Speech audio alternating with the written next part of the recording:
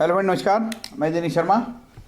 आज आपको एक खास टॉपिक पे वीडियो है। शुक्र लग्न भाव में यदि किसी जातक का शुक्र हो तो सिर्फ इसी बात पे नहीं होगी चर्चा, इसके अलावा भी और दूसरे टॉपिक होगा। तो शुक्र के विषय में वो सब चीज़ें जानेंगे। किसी जातक का कि लग्न में यदि शुक्र हो तो शुक्र के प्रथम भाव फल, शुक्र के कारक, तो शुक्र और विवाह विलंब, शुक्र और नपुंसकता, लग्न या प्रथम भाव में शुक्र के फल, कथन, शास्त्रीय और प्रसिद्ध ज्योतिषियों का मत, शुक्र और वैवाहिक जीवन में कलह परेशानी आदि पर चर्चा, खासकर प्रसिद्ध ज्योतिषी काटवे साहब का कुछ मत है, उस पर चर्चा होगी।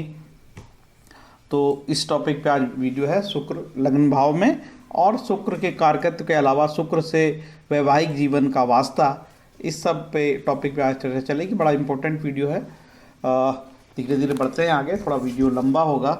और ये मेरा मोबाइल नंबर है और मेरा ईमेल एड्रेस है। किसी जातक को यदि कुंडली विश्लेषण के लिए संपर्क करना है तो मेरे ये व्हाट्सएप नंबर पे आप संपर्क कर सकते हैं।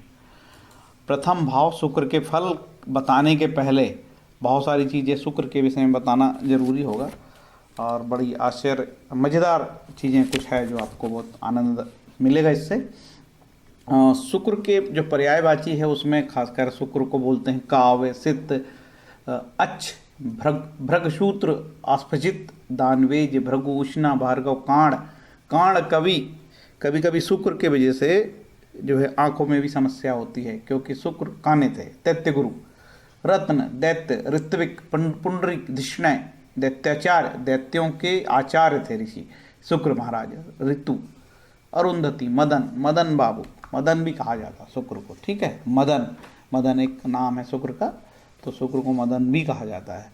तो शुक्र के नक्षत्र के विषय में भी थोड़ा सा जान लेते हैं। शुक्र का भरणी नक्षत्र होता है, पूर्व फाल्गुनी और पूर्व आषाढ़ा। और भरणी नक्षत्र जो है इसका नाम अंतक यमराज भी होता है, अंतक यम कृतांत है ना। और पूर्व फाल्गुनी नक्षत्र, इसका नक्षत्र स्वामी भग नाम से, भग नाम के सूर्य हैं।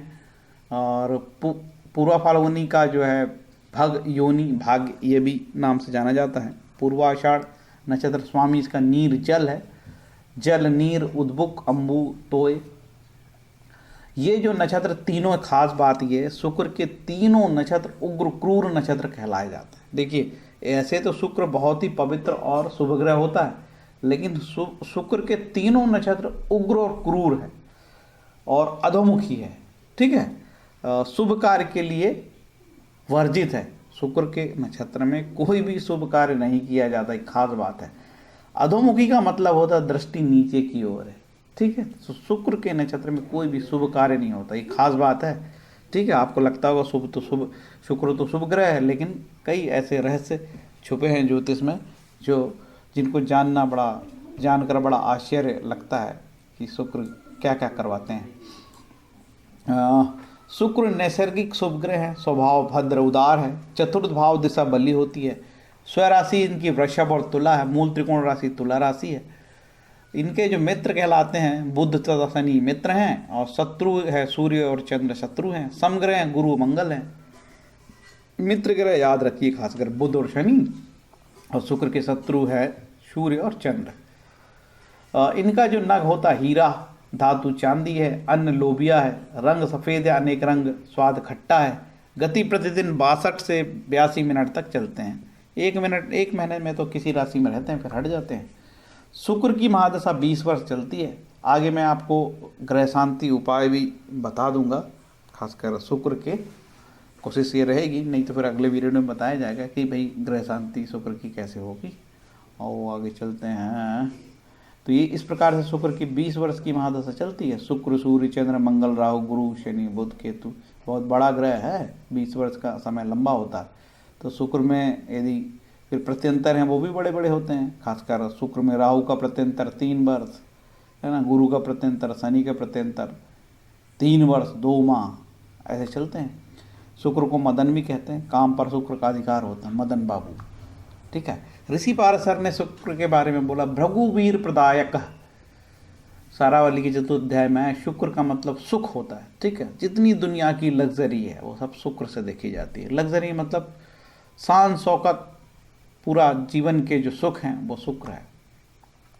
शुक्र के कारकत्व में जातक तत्व में लिखा है, खासकर स्त्री, शास्त्र, सुख, गीत, काव्य, पुष्प, यौवन, आभूषण, चांदी, वाहन, स्वर्गलोक, मुक्ता वैभव, कवित्व रस, रति सुख, व्यापार। देखिए शुक्र का कारक है व्यापार, ठीक है। रति सुख, व्यापार, सुंदर परिधान, संगीत, ललित कलाओं में प्रवीणता, कवित्व, वशीकरण, गारुणी विद्या मतलब जादू अंतर, अणिमा सिद्धि, सिद्धियां सभी प्रकार की सिद्धि, अष्ट सिद्धि, अणिमा लगिमा, अणिमा आदि अष्ट सिद्धि का ऐश्वर्य, पिता और ससुर और सास आदि का कारक भी शुक्र के पास है। किसी का शुक्र पीड़ित हो गया तो न ससुर का सुख मिलेगा न सास का सुख मिलेगा। समझ में आई ना आपको बात? चलते हैं आगे। ऋषि पार्शर ने कहा शुक्र के बारे में, उसकी शुक्र जो है वीर है, ठीक, और जो है शुक्र मंत्री है, मतलब ऐश्वर्य का दाता है मंत्र। यदि शुक्र लग्न भाव में बैठे तो लग्न भाव के भी हमको कारकत्व जान लेना चाहिए। तो ये मैंने यहाँ पे स्क्रीनशॉट आप लोग लेके दे सकते हैं।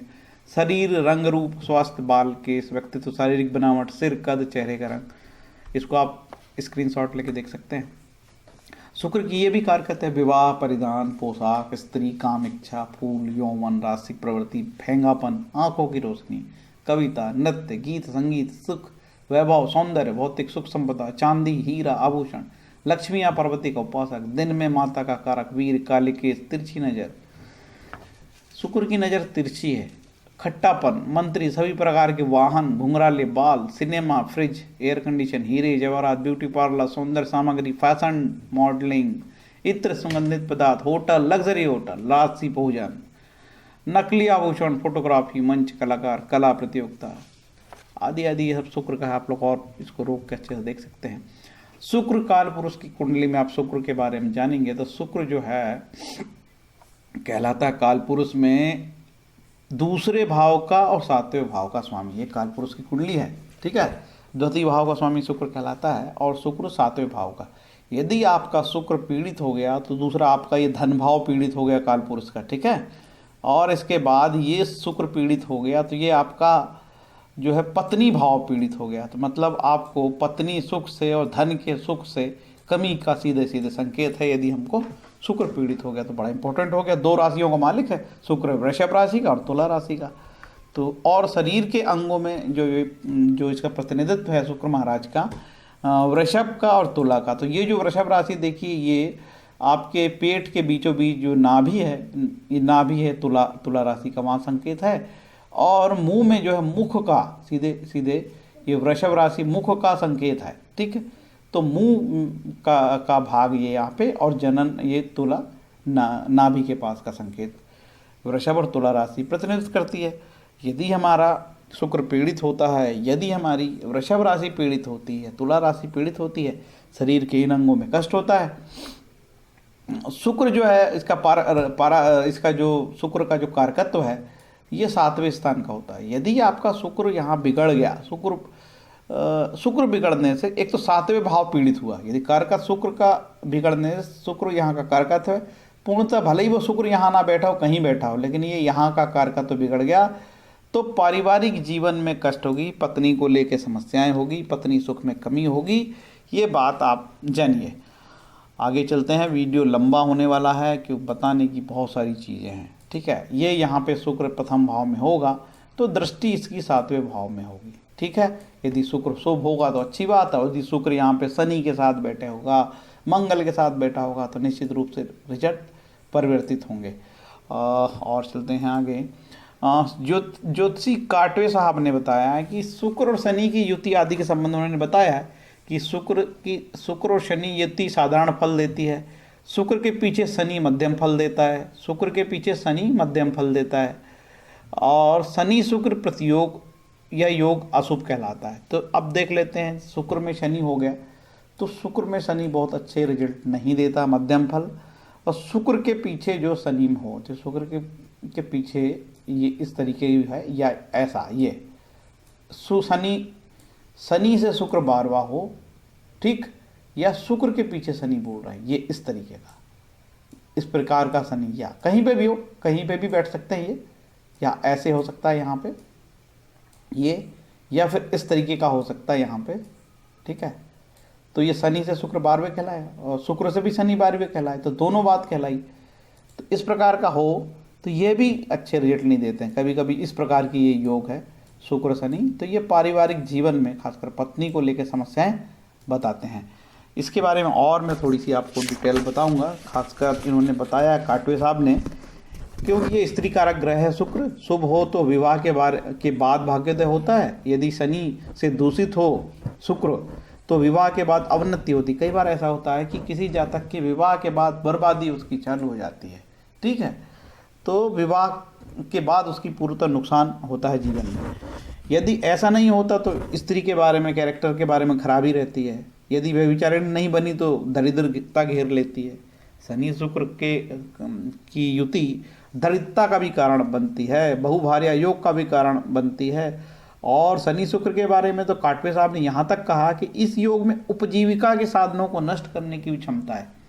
किसी जातक का शनि और शुक्र ऐसे बैठा हो ना, तो उसके उपजीविका में, मतलब उसके रोजी रोजगार में भी संकट आ जाता है, क्योंकि मूलतः ये दरिद्रता का भी कारण कभी कभी बन जाता है। एक जातक की कुंडली में हमने देखा था कि शनि यहाँ उच्च का है और शुक्र का है, लेकिन वो व्यक्ति जिद अपने जीवन की लड़ाई लड़ रहा है कर्म भाव, उसके कर्म के लिए, क्योंकि उसका जो जॉब है वो कभी भी चले जाएगा। वो बड़ा प्रताड़ित है और वो घबराता रहता है कि मेरा जॉब कभी भी चले जाए, जो कि शनि यहाँ उच्च का उसका, तो भी वो भयानक भयभीत है और परेशान भी है। ऐसे अनुभव आते हैं। तो शनि के पीछे शुक्र या शुक्र के पीछे शनि, देखिए शनि के पीछे ये शनि महाराज ये आगे हो गए और ये शुक्र यहाँ पीछे हो गया। और इस प्रकार का योग कहीं ऐसे बन जाए तब तो और खतरनाक होते हैं ये, ठीक है। या फिर ये इस प्रकार के योग, दोनों शनि के पीछे शुक्र या शुक्र के पीछे शनि, यदि ये इस प्रकार के योग यहाँ बनते हैं तो भाई कार्य क्षेत्र में ज़्यादा परेशानी पैदा करते हैं। इस प्रकार से बनते हैं तो ये शनि जो शुक्र है के रिजल्ट है अच्छे नहीं बताए गए हैं। ये काटवे साहब की किताब से हमने आपको यहाँ नोट कराया है।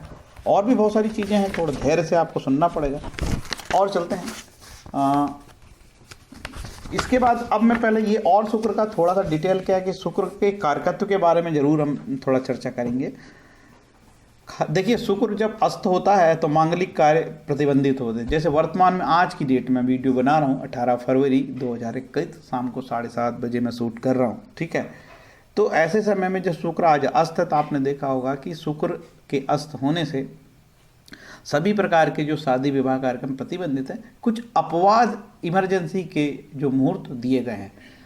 शनि और शुक्र, यदि गुरु और शुक्र अस्त होते तो वैसे ही सारे मुहूर्त बंद होते हैं। तो शुक्र महाराज भी अस्त है तो विवाह बंद रहते हैं ऐसे समय में। आज की डेट में शुक्र अभी अस्त है। मदन अर्थात काम पर शुक्र का अधिकार है। यह दैत्यों का गुरु है। इसका वर्ण श्याम है, अर्थात ना ही बहुत गोरा और ना ही बहुत काला। चित्र विचित्र वस्त्र धारण करने वाला इसका देश शयन स्थान है। इसका वस्त्र दृढ़ पक्का और मजबूत। इसका रत्न मुक्ता मोती। इसके ऋतु वसंत ऋतु होती है। इसकी रुचि खट्टे पदार्थ में होती है। इसका अधिष्ठात्री देवी इंद्राणी है। इसकी दिशा पूर्व दक्षिण या स्त्री कारक ग्रह है। यह जल का स्वामी है। इसकी जाति ब्राह्मण है। यह रजोगुणी है, सदैव शुभ है। ये शुभ के कारक है। और भी है, देखते हैं। वरामीर साहब ने बोला इसको सदैव सुख में आसक्त, दर्शनी शरीर वाला, आंखें सुंदर, केस काले, कुटिल मुस्कान। ये कुटिल मुस्कान शुक्र का प्रतीक है। वात प्रधान प्रकृति। अब वरामीर साहब बोलते हैं कि इनके जो कारक है शुक्र के, वर्ण में श्याम, विरल देह, संधियों वाला, केस काले और सुखाभिलाषी, सुख की इच्छा रखने वाला, सुंदर, मधुरभाषी, जो मीठा बोलता है वो शुक्र से प्रभावित। कफवात प्रधान प्रकृति वीर से बलवान, भृग।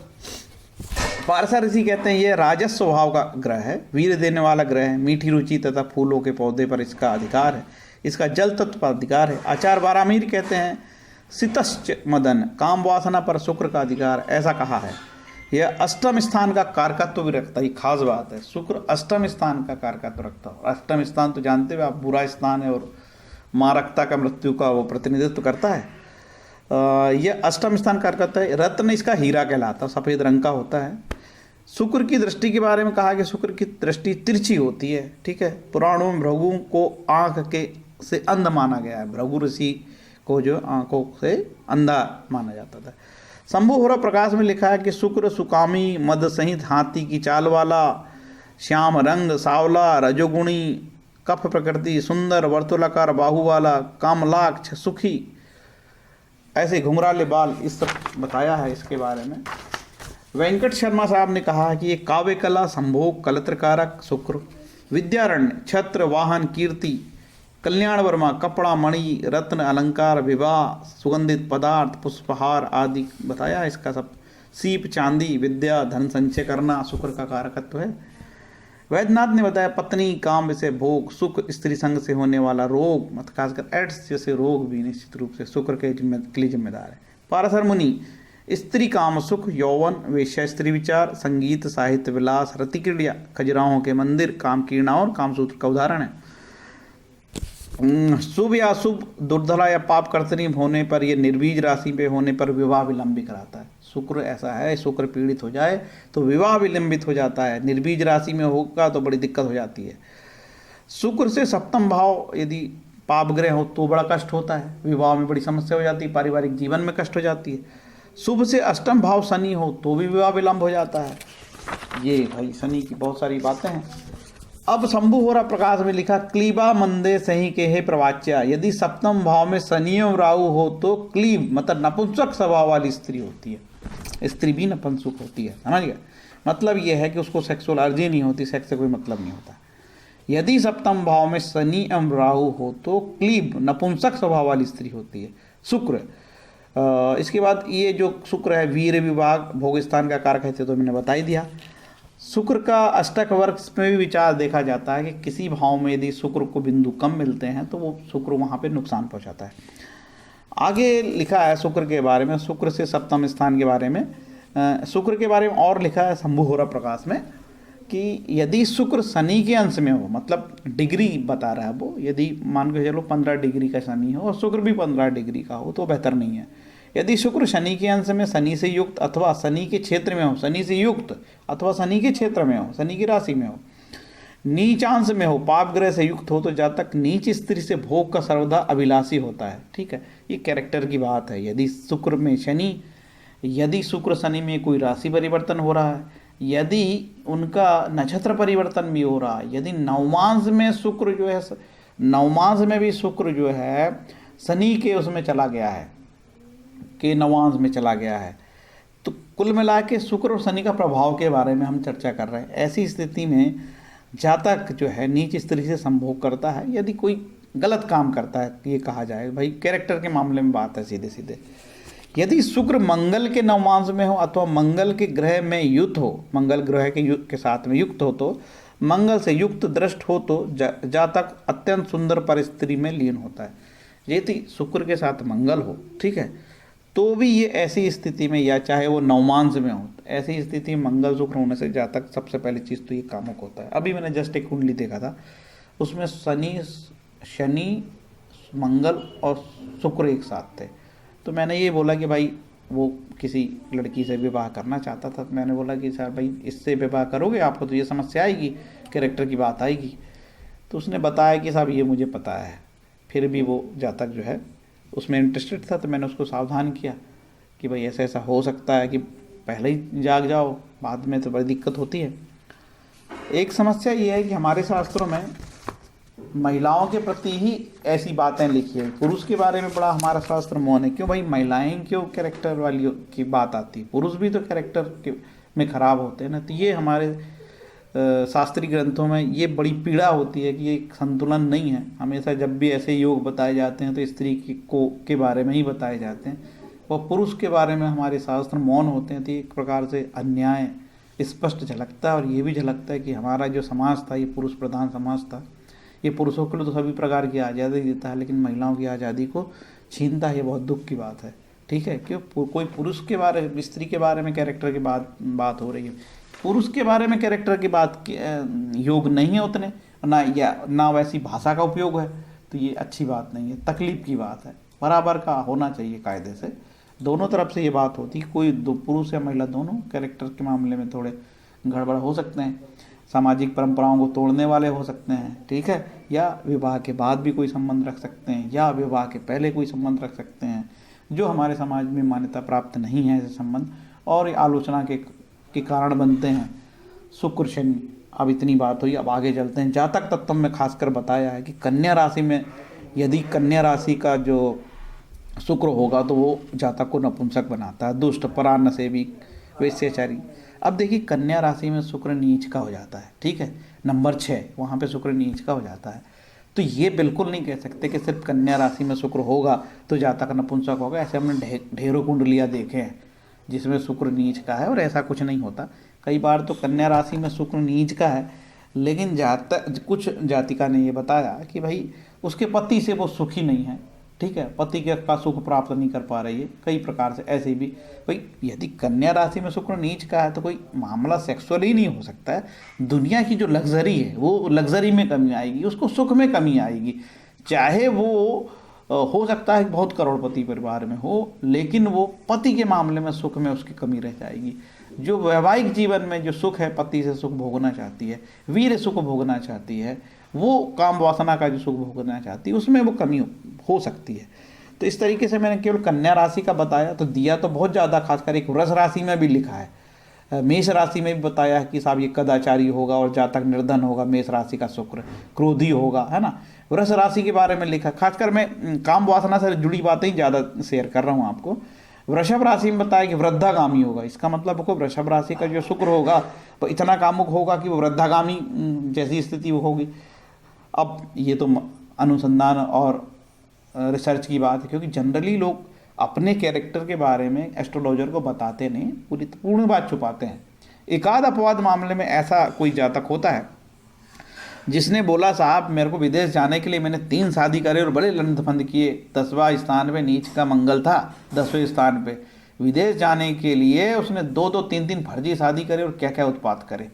तो नीच का मंगल है भाई, ऐसे कृत्य कराता है जो समाज की परंपराओं के खिलाफ जाते हैं, ठीक है, नाम ही है नीच का मंगल, मतलब दुस्साहस, नीचता की दुस्साहस करता है वो आदमी, इतना ज़्यादा उल्टे सीधे काम कर जाता है कभी कभी।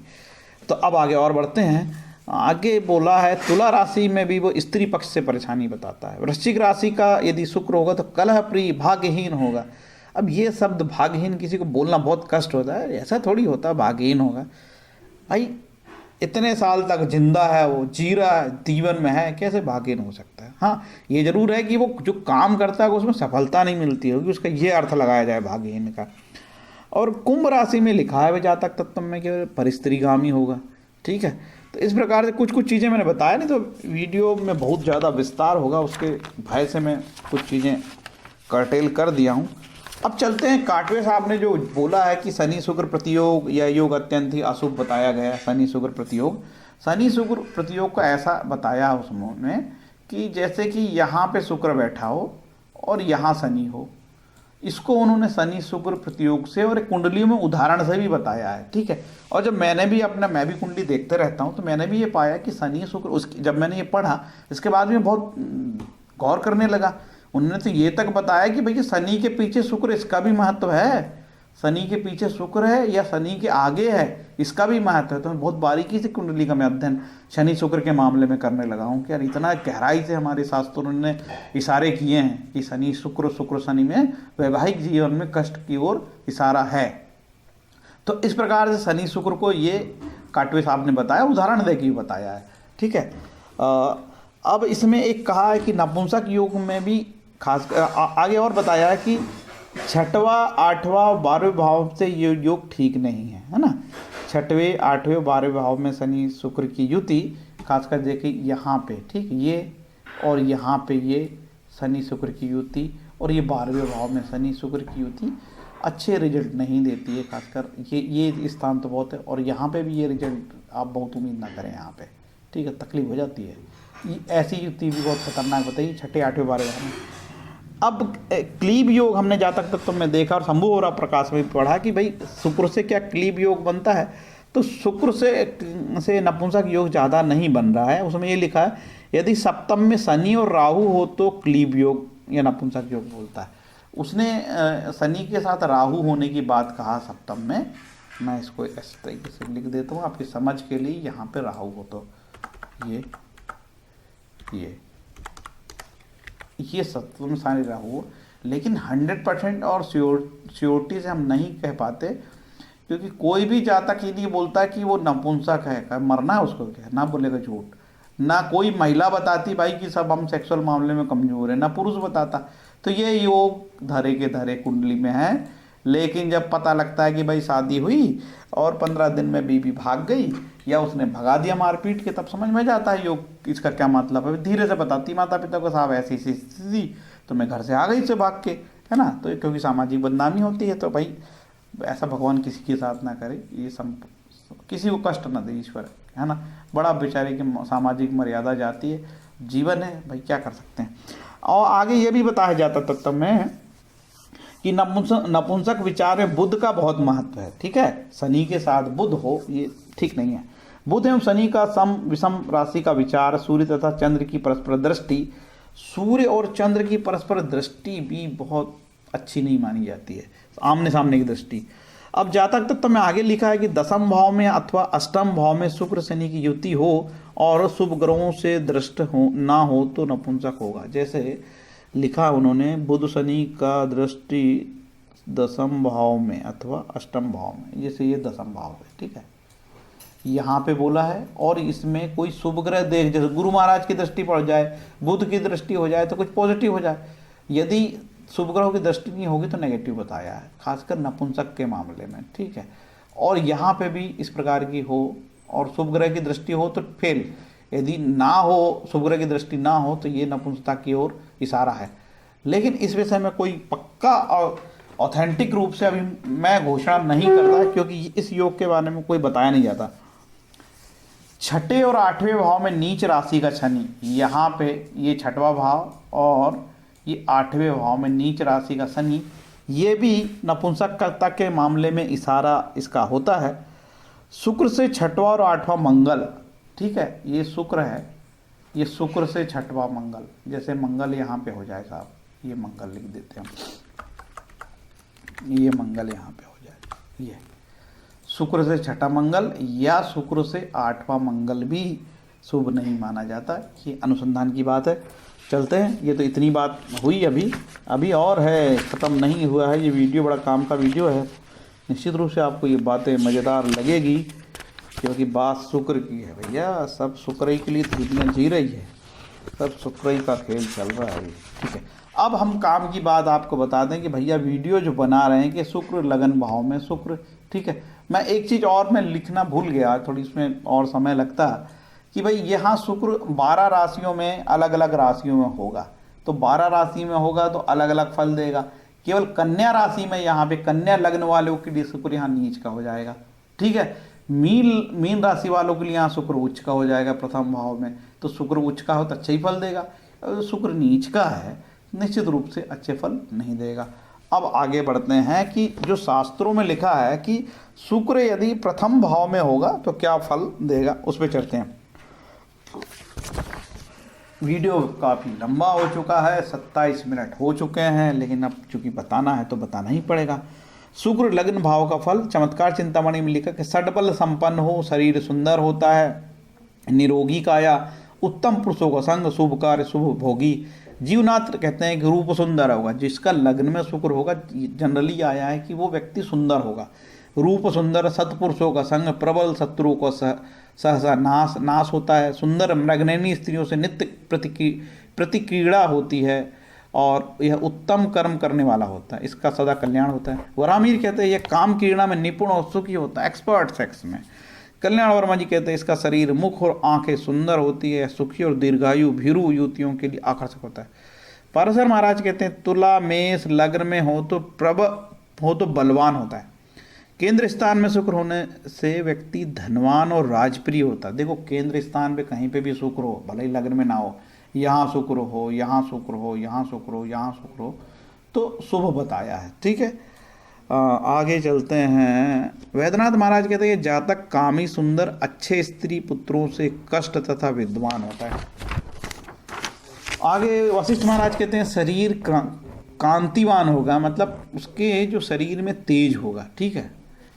यह शुक्र अन्य ग्रहों के, यदि ये भी बताया ऐसे वशिष्ठ महाराज ने, यदि ये शुक्र लग्न का शुक्र 300 दोषों को अर्थात अशुभ योगों को दूर करता है, जैसे गुरु के बारे में कहा जाता है ना कि गुरु लग्न में हो तो कई कुंडली के दोष को दूर करता है, उसी प्रकार से यहाँ ये घोषणा कर रहे हैं वशिष्ठ महाराज कि शुक्र यदि लग्न में हो तो 300 दोषों को अर्थात अशुभ ग्रहों को, कुंडली के जो दोष होते हैं उसको दूर करता है। इसका मतलब सिंपल इशारा है, लग्न का शुक्र बेहद शुभ है। गर्ग महाराज कहते हैं जातक बहुत बोलने वाला, शिल्प कला में निपुण, सुशील, नम्र, गायन में चतुर, काव्यशास्त्र परिशीलन में आनंद लेने वाला, धर्मात्मा होता है, रंग गोरा, वात पित्त रोगी आदि आदि। जयदेव कहते हैं सदैव शुभ कार्य शुभ वचन बोलता है, गुणी, धनी, स्त्री, सुखवान। मंत्रेश्वर महाराज कहते हैं सुंदर आंखों वाला, प्यारा, सुखी और दीर्घायु। मुक्तावली, जातक मुक्तावली में लिखा 12वें वर्ष मस्तक पर कोई चिन्ह प्रकट होता है, चक्षु नेत्र नासक हो, नेत्र सुंदर सुंदर व्यक्ति होगा भाई। वृहद यवन जातक में लिखा है अनेक कलाओं में कुशल, शुभ वचन बोलने वाला, उत्तम स्त्रियों को भोगने वाला। अब उत्तम स्त्रियों को भोगने वाला होता है ये चीज़ हमारी शास्त्रों में लिखा है कि इसका मतलब आज से हम प्राचीन समय में लोग कई महिलाओं से, स्त्रियों से विवाह करने का अधिकार था तो भोग होता था। अब नहीं, अब तो जो है 9954 Indian penal code 354 sexual assault A354 ABCD ऐसे लेटेस्ट अमेंडमेंट हुआ है 2013 में। पीछा करना, घूरना, ये सब सेक्सुअल असॉल्ट ही माना जाएगा एक प्रकार से, ठीक है। तो आप लोग इस मामले में सावधान रहें, किसी को छेड़छाड़ी ना करें, नहीं तो आप जेल की हवा खाओगे। मानसागर ने लिखा है सब कार्यों में चतुर, दूसरों को उपदेश देने वाला, अनेक कला युक्त, कौतकी, भाग्य भरोसे रहने वाला। काशीनाथ महाराज कहते हैं सुशील, धनी, सुंदर, पवित्र, विद्वान, सर्वप्रिय, कृतज्ञ होता है। ढूंढीराज महाराज कहते हैं जातक अनेक कलाओं में चतुर, उत्तम वाणी बोलने वाला, सुंदर स्त्रियों को उपभोग लेने वाला, राज्यमान तथा धनी होता है। जागेश्वर महाराज कहते हैं गौरवान, सुंदर शरीर वाला, बलवान होता है, नेत्रों वाला होता है, शक्ति संपन्न तथा वीरवान होता है। वीरवान होने से बहुत स्त्रियों का उपभोग करता है। बाप रे। पुंजराज शंभु और प्रकाश में लिखते हैं भोजन में नमकीन और खट्टे पदार्थ इसे बहुत प्रिय होते हैं, ठीक। यदि लग्न में शुक्र हो, क्योंकि शुक्र का तो कारक तो खट्टा भी है ना। हरिवंश महाराज कहते हैं सुंदर, निरोगी, समृद्धवान, पूछड़ों में शुभेच्छित स्त्री, सुख वाला, राजा जैसा, प्रतापी, पराक्रमी। भृगुसूत्र कहते हैं कि गणितज्ञ होगा भैया, दीर्घायु, स्त्री प्रिय, धनी, विद्वान, सुंदर, वस्त्र अलंकार, रूप यौवन स्त्री का प्रिय। देखो भैया ज़्यादा चक्कर मत रहो महिलाओं की, नहीं तो बड़ी दिक्कत पड़ जाएगी। अब आपका शुक्र लग्न में है, अब हो सकता है कि आपको अच्छे बुरे फल जैसा भी वो दे रहा हो। तो मैं आपको ऋषि पाराशर ने क्या क्या बोला ये भी बता देता। 3 मिनट और लगेगा, 32 मिनट का तो बढ़ ही गया वीडियो। तो शुक्र में के ऋषि महाराज ने जो बताया है, शुक्र में यदि शुक्र चले या शुक्र की महादशा चले तो किस प्रकार के फलित होंगे ये थोड़ा मैं आपको बता देता हूँ। शुक्र में शुक्र चले तो आप दुर्गा पाठ, माँ दुर्गा का आशीर्वाद प्राप्त कीजिए। शुक्र में सूर्य चले तो सूर्य की आराधना कीजिए, सूर्य आदित्य हृदय स्रोत, सूर्य के मंत्र पढ़िए। शुक्र में चंद्र चले तो कुछ लिखा नहीं है, आपको बता दूं साफ बात, ठीक। ऋषि पाराशर ने कुछ नहीं लिखा, लेकिन दुर्गा पाठ, दुर्गा जप करिए।